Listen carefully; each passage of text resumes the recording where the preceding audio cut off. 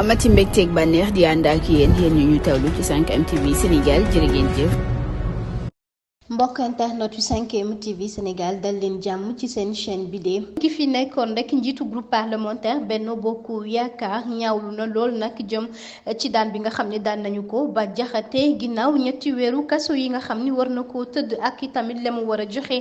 ca ndàmpaay toll ci 20 junni ci suñuy koppar bu ñu sukkandikoo ci Moustapha Diakhaté mu ni kon loolee mbiru politico judiciaire rek la loolee la xamal sax ci plateforme yi moom Moustapha Diakhaté mu ŋàññi kon bu baax a baax ilimoonu jëwriñ yi di Ousmane Sonko jëm nag ci daan bi nga xam ni teg nañu ko ci kaw bañkat bi di Bah Diakhaté mu ni kon loole sax tax na du rek dellu ginnaaw moom benn yoon Bah Diakhaté ca na mu ko xamee ak itamit rek na muy demee mbir mi jàpp na ni loolee kon tey jii